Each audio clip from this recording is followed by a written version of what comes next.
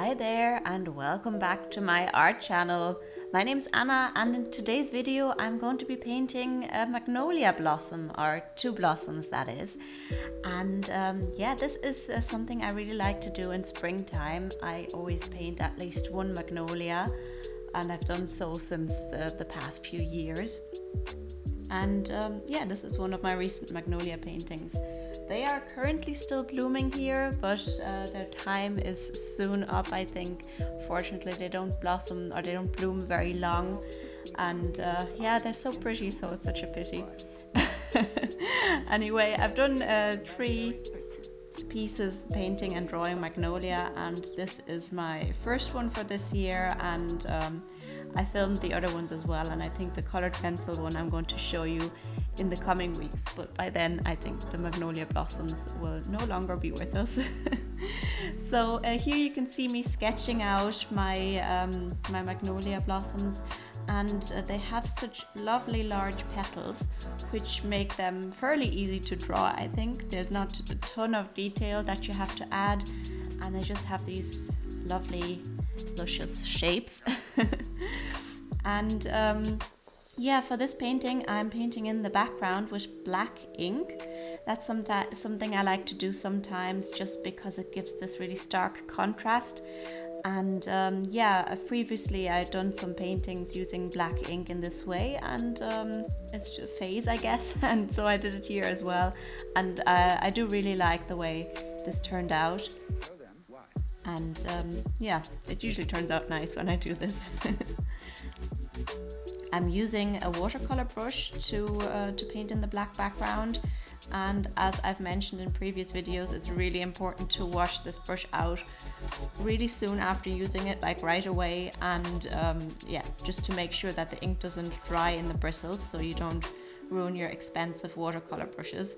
But it is easier to use this kind of brush than some synthetic brush that is less expensive, just because it's easier to put down the ink this way and to work around the fine details of my flower.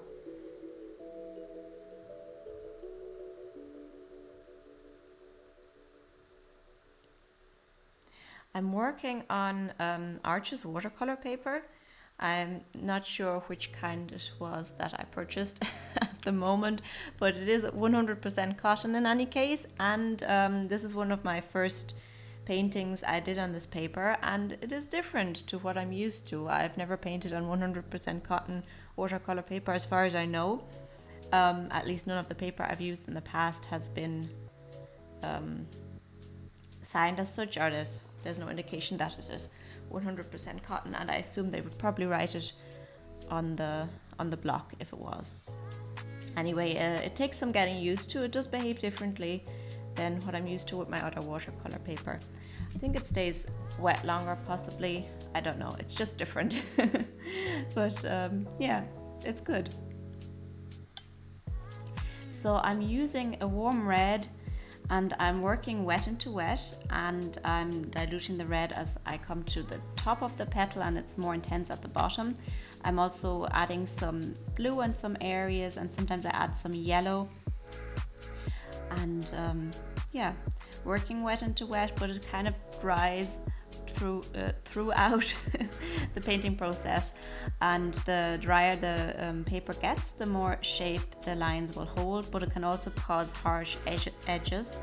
So it takes some practice, and it's not always perfect, so sometimes I have to go over it again and smooth things out with some water once it's dried. This bottom petal is a little darker, so I added more blue because it's also a bit in the shadow.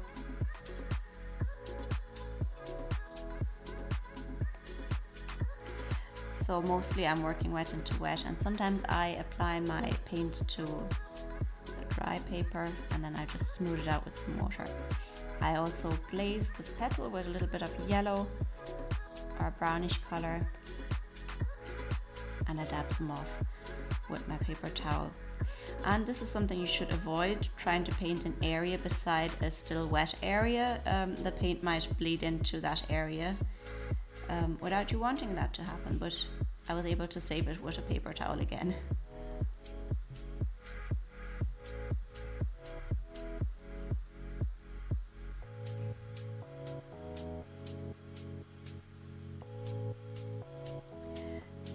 adding some more definition to this right hand edge of this petal, using a lot of red and a little bit of blue, and doing the same to some more areas and then smoothing it out a little bit with water.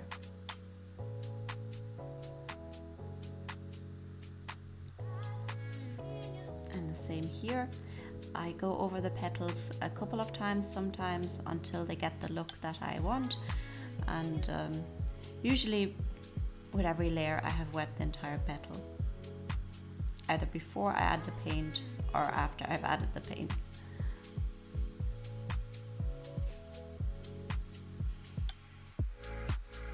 So this petal also has a little bit of yellowish brown in it. I'm just following my reference photo, and some of the petals are just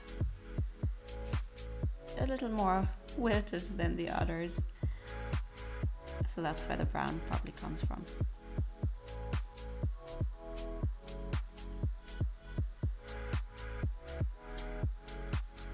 I try to make sure to not go too dark on the entire petals, because the Magnolia petals are very light. There's a lot of white in there.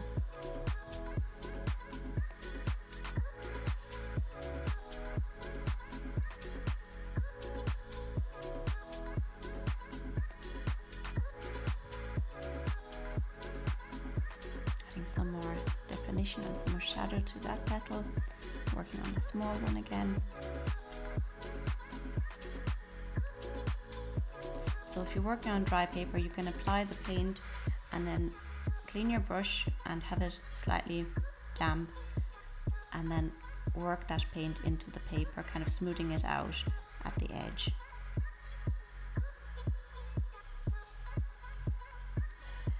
The second blossom, the one on the left, is slightly more intense in colour.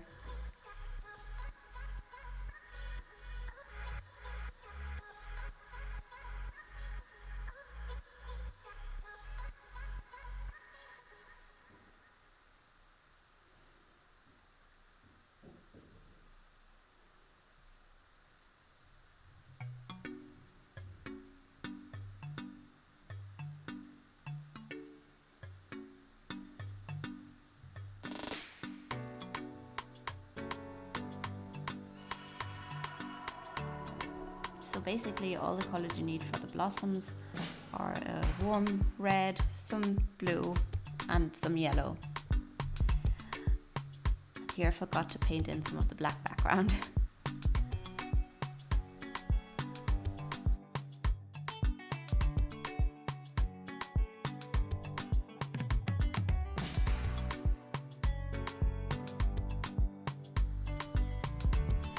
So with this one, I wanted to put in some green at the bottom of the petal and let it bleed into the red. And there's also some brown in there. I've dabbed off some of the paint with a paper towel.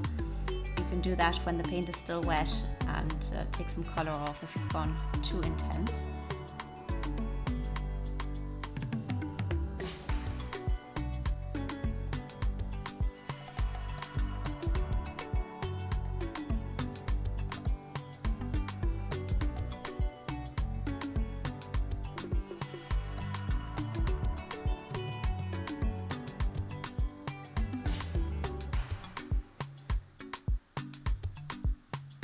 And that blossom, that petal, is fairly dark in comparison to the other ones.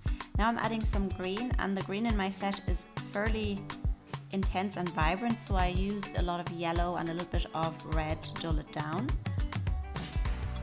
And here I added a lot of blue to make a very dark green. Preserved a little bit of white there on the edge. And I'm lifting some colour here in the middle. You can lift colour with a slightly damp paint brush, and that can give you a nice effect as well. Painting around the veins of that second little leaf and adding some more shadow. Now I'm painting the stem and adding some more dark green and some more definition and shadow there. This last petal is already fairly brown, so that's the way I painted. already hanging off, ready to fall down.